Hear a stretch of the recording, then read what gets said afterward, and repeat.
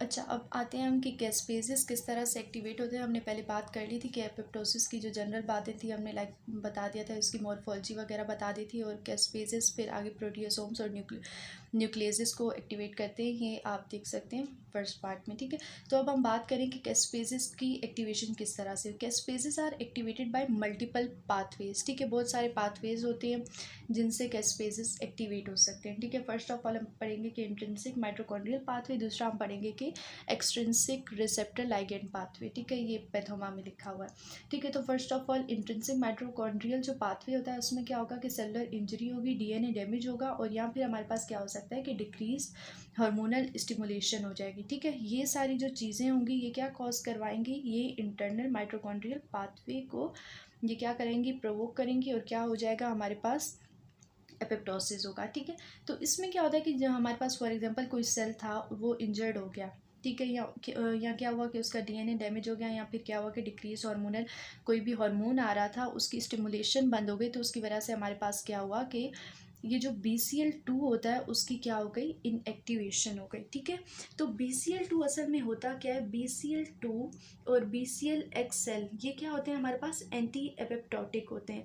ये क्या करवाते हैं कि एपोप्टोसिस को रोकते हैं। और दूसरा हमारे पास ये याद रखिएगा, BAX और BAK ये हमारे पास क्या होते हैं, प्री एपोप्टोटिक होते हैं, ठीक है, प्रो एपोप्टोटिक सॉरी, ये होते हैं। और ये क्या करवाते हैं कि ये एपोप्टोसिस को प्रोवोक करवाते हैं। तो BCL2 की क्या हो जाएगी, इनएक्टिवेशन हो जाएगी। तो जाहिर बात है जब इसकी इनएक्टिवेशन हो जाएगी, BCL2 हमारे पास क्या था, एंटी एपोप्टोटिक था, तो हमारे पास जब इसकी इनएक्टिवेशन होगी तो हमारे पास एपोप्टोसिस हो जाएगा, ठीक है। दूसरा क्या हो रहा है कि lack of BCL2 allows cytochrome C to leak from inner mitochondrial matrix into the cytoplasm and inactivate caspases, ठीक है। तो हमारे पास पहले क्या था, ये यहाँ से देखेंगे कि फर्स्ट ऑफ ऑल पहले क्या हो रहा था कि ये हमारे पास सेल है, ठीक है, ये सेल है, उसके अंदर ये माइटोकॉन्ड्रिया रफ सा मैं बना रही हूँ, ठीक है। इसके अंदर हमारे पास क्या है, ये माइटोकॉन्ड्रिया। तो हमें पता है कि माइटोकॉन्ड्रिया की ये जो इनर मेम्ब्रेन होती है उसमें क्या होता है, साइटोक्रोम C प्रेजेंट होता है, ठीक है। तो ये जो BCL2 होता है ये क्या करवाता है कि साइटोक्रोम C को प्रिवेंट करता है कि वो सेल से बाहर लीक आउट हो जाए। तो जब BCL2 हमारे पास कम हो जाएगा, या BCL2 की कमी हो जाएगी, या फिर BCL2 हमारे पास क्या हो जाएगा, इनएक्टिव हो जाएगा, या तो इसकी क्या हो जाएगी, लैक ऑफ BCL2, या फिर दूसरा हमारे पास क्या होगा कि इनएक्टिव हो जाएगा क्या, BCL2। इन दोनों वजह से हमारे पास क्या होगा कि जो साइटोक्रोम C हो जाएगा वो सेल से लीक आउट हो जाएगा, ठीक है। और साइटोक्रोम C जब सेल से लीक आउट हो जाएगा तो हमें पता है कि साइटोक्रोम C क्या करवाता है, साइटोक्रोम C करवाता है एक्टिवेशन ऑफ कैस्पेसेस। ये जाके क्या करवाएगा, जो सेल के अंदर कैस्पेस थे, फॉर एग्जांपल ये हमारे पास कैस्पेसेस थे, कैस्पेसेस से उनको क्या करवाएगा, एक्टिव करवाएगा। अब जब कैस्पेसेस एक्टिव होंगे तो हमारे पास क्या हो जाएगा कि कैस्पेसेस जब इनकी एक्टिवेशन हो जाएगी तो ये क्या कॉज करवाते हैं, एपोप्टोसिस करवाते हैं। ये फर्दर जाके हमारे पास फॉर एग्जांपल प्रोटियोसिस को एक्टिवेट करवाएंगे, और दूसरा हमारे पास क्या हो जाएगा, एंडो न्यूक्लियसिस को एक्टिवेट करवाएंगे। जब ये सब कुछ एक्टिवेट हो जाएगा तो हमें पता है कि साइटोप्लाज्म क्या हो जाएगा, सॉरी साइटोस्केलेटन का भी ब्रेक डाउन हो जाएगा। और दूसरा हमारे पास जो डीएनए प्रेजेंट था किसके अंदर, न्यूक्लियस के अंदर, उसकी भी क्या हो जाएगी, डिग्रेडेशन हो जाएगी। तो इस तरह से सेल की एपोप्टोसिस हो जाएगी। मैंने सॉरी पहले कह दिया था कि लाइक साइटोक्रोम जो है वो सेल से लीक आउट नहीं, वो साइटोक्रोम कहाँ जाएगा, सेल के अंदर ही रहता है, ठीक है, लेकिन माइटोकॉन्ड्रिया से लीक आउट हो जाएगा, ठीक है। तो ये कहाँ से लीक आउट हो जाएगा, माइटोकॉन्ड्रिया से क्या हो जाएगा, लीक आउट हो जाएगा, जिसकी वजह से हमारे पास क्या होगी, एपोप्टोसिस होगी। और ये सारा फर्दर प्रोसीजर होगा किसके अंदर, सेल के अंदर हो जाएगा, ठीक है, और सेल की क्या हो जाएगी, एपोप्टोसिस हो जाएगी। तो ये तो हमने पढ़ लिया कि ये हमारे पास क्या था कि इंट्रिंसिक माइटोकॉन्ड्रियल पाथवे था। ठीक है, ये हमारे पास क्या था, इंट्रिंसिक माइटोकॉन्ड्रियल पाथवे था, जिसके अंदर हमारे पास क्या हुई कि फर्स्ट ऑफ ऑल कोई भी सेल को इंजरी हुई, डैमेज हुआ, डिक्रीज हार्मोनल प्रोडक्शन हुई, जिसकी वजह से हमारे पास क्या हो गया, इनएक्टिवेशन ऑफ BCL2 हुआ, जो कि हमारे पास क्या है, इनएक्टिवेशन ऑफ BCL2 हुआ, जिसकी वजह से हमारे पास क्या हो गई, एपोप्टोसिस हो गई। मैंने आपको एक्सप्लेन कर दिया। होप सो आपको समझ आ गया होगा कि किस तरह से हुई एपोप्टोसिस। अब हम जा रहे हैं, ये हमारे पास कौन सा पाथवे था, इंट्रिंसिक माइटोकॉन्ड्रियल पाथवे। ठीक है, अब हम दूसरा समझने जा रहे हैं, extrinsic receptor ligand pathway. Extrinsic receptor ligand pathway में क्या होता है कि हमारे पास जो होते हैं FAS लाइगेंड बाइंड क्या करता है कि FAS डेथ रिसेप्टर्स के साथ। ठीक है, हमारे पास क्या होते हैं कि FAS लाइगेंड्स होते हैं जो कि आगे किसके ऊपर लगती है, FAS डेथ रिसेप्टर्स जिनको कहते हैं, on the target cell activating caspases. ठीक है, तो इसमें ये क्या लिख रहा है, पैथोमा में इसने लिखा है कि जो एक्सट्रिंसिक पाथवे होगा, फॉर एग्जांपल ये देखें, दूसरा जो है ये एक्सट्रिंसिक है, एक्सट्रिंसिक पाथवे, इसमें क्या हो रहा है हमारे पास कि पहले हमारे पास फॉर एग्जांपल ये टारगेट सेल है जिसको हमने क्या करना है, टारगेट करना है।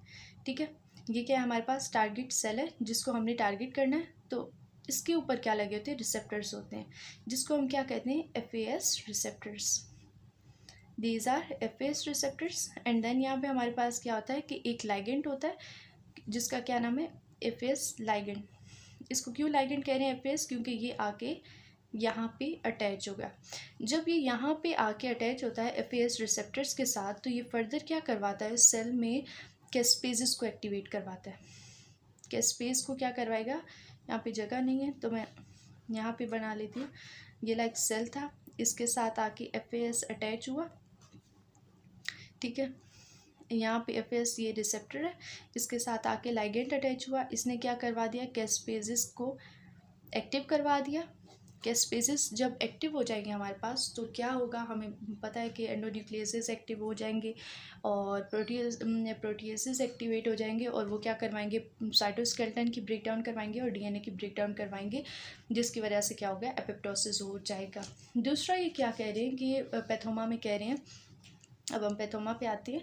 दूसरा क्या कह रहे हैं कि tumour necrosis factor binds TNF receptors on the target cell activating caspases. जो ट्यूमर नेक्रोसिस फैक्टर होते हैं हमारे पास, अगर बहुत सारे जो रिसेप्टर्स होते हैं ना, एक तो मैंने बात की कि FAS रिसेप्टर्स क्या होते हैं। अब दूसरी बात आ रही है, फॉर एग्जांपल ये बात हो गई कि FAS रिसेप्टर्स के ज़रिए फर्स्ट ऑफ ऑल। दूसरी बात हम करेंगे कि हमारे पास जो होते हैं वो ट्यूमर नेक्रोटिक फैक्टर रिसेप्टर्स होते हैं टारगेट सेल। फॉर एग्जांपल ये एक सेल है जिसके ऊपर हमारे पास ट्यूमर नेक्रोटिक फैक्टर रिसेप्टर्स है, इसके ऊपर आके जो है लाइगेंड अटैच होगा। जब लाइगेंड अटैच होगा तो ये क्या करवाएगा, कैस्पेजेस को एक्टिवेट करवाएगा। जब हमारे पास कैस्पेजेस एक्टिवेट हो जाएंगे तो होगा क्या, ये हमें आगे फर्दर पता है कि ये एपोप्टोसिस कोज करवाएंगे। उसके अलावा हम दूसरी बात करते हैं कि थर्ड नंबर पे है cytotoxic CD8 T cells mediated pathway. इसमें हमारे पास क्या होगा कि परफोरेंस होती हैं, जो कि हमें पता है कि पहले हम साइटोटॉक्सिक T सेल को की बात कर चुके हैं, लेकिन दोबारा कर लेते हैं, यहाँ पे दोबारा बात कर लेते हैं साइटोटॉक्सिक T सेल्स की, कि किस तरह से ये सारा प्रोसीजर होगा कि ये जो हमारे पास साइटोटॉक्सिक T सेल्स होते हैं वो किस तरह से एपोप्टोसिस करवाते हैं। थर्ड नंबर पे साइटोटॉक्सिक T सेल्स किस तरह से इनकी एपोप्टोसिस होगी। तो सबसे पहले क्या होगा हमारे पास कि फॉर एग्जांपल ये एक सेल है, ठीक है, ये मैं रफली सा एक सेल बना रही हूँ। ठीक है, ये एक सेल बना दिया, इसके ऊपर क्या हुआ कि इसके ऊपर अटैक कर लिया है वायरसेस ने। ठीक है, इसके ऊपर वायरस ने अटैक किया है, और जाहिर बात है जब भी हमारे पास, हमें पता है कि वायरस किसी के सेल के ऊपर अटैक करते हैं तो वो अपना क्या करते हैं कि प्रोटीन्स की सिंथेसिस करवाते हैं। प्रोटीन्स की जब हमारे पास सिंथेसिस होती है तो उस सिंथेसिस में हमारे पास ये होता है कि ट्रांसक्रिप्शन हो गई first of all, then translation होती है, और जो हमारे पास वो प्रोटीन्स बनती हैं, जो प्रोटीन्स बनती हैं वो जाके ER एंडोप्लाज्मिक रेटिकुलम में जो MHC क्लास 1 प्रेजेंट होता है उसके साथ अटैच हो जाती है। अब ये MHC क्लास 1 जाके सेल के ऊपर अटैच हो जाता है। ये हमारे पास सेल की मेम्ब्रेन है, उसके ऊपर क्या हो जाएगा, MHC1 जाके अटैच हो जाएगा और ये अपने साथ क्या करेगा, ये जो प्रोटीन बनी थी वायरस की वो अटैच करेगा। ये उसने वायरस की प्रोटीन अटैच कर ली। जब ये वायरस की प्रोटीन जाके अटैच हो गई इसके ऊपर, तो होगा क्या अब कि ये जो वायरस की प्रोटीन अटैच हुई थी आके, इस पे आके लगेगा हमारे पास CD+8, जो कि क्या है, साइटोटॉक्सिक टी सेल है। ये आके अटैच होगा और ये बहुत सारी प्रोटीन्स रिलीज़ करेगा सेल के अंदर, ठीक है। उन प्रोटीन्स का अब क्या नाम है, उन प्रोटीन्स का नाम है परफोरिन्स और दूसरी क्या नाम है, ग्रेन्जाइम, ठीक है। ये दोनों रिलीज़ होती हैं, ठीक है, और सेल के अंदर, और ये क्या करवाती हैं, परफोरिन्स क्या काम करवाती हैं, पोर्स बनाती हैं टारगेट सेल में, और ग्रेन्जाइम क्या करवाती हैं, पोर्स में इंटर होती हैं और एक्टिवेट करवाती हैं कैस्पेजेस को, ठीक है। इसने क्या करवाना है कि CD8 ने जो दो प्रोटीन हमारे पास, CD8 ने जो दो प्रोटीन्स रिलीज़ की थी, कौन कौन सी प्रोटीन, एक परफोरेंस और दूसरी कौन सी रिलीज़ की, ग्रेन्जाइम। जो परफोरेंस रिलीज़ हुई वो क्या करवाएंगी, पोर्स बनाएंगी, और जो ग्रेन्जाइम है वो कैस्पेस को एक्टिवेट करवाएंगी। और हमें पता है कि जब कैस्पेस एक्टिवेट होता है तो क्या होता है कि हमारे पास एपोप्टोसिस हो जाती है। तो यहाँ तक था। अच्छा, दूसरी बात यहाँ पे सॉरी करने लगे कि CD8 killing of virally infected cell is an example, ये इसकी एग्जाम्पल है। बस ये पैथोमा में इतनी सी बात लिखी हुई थी। तो थैंक यू सो मच।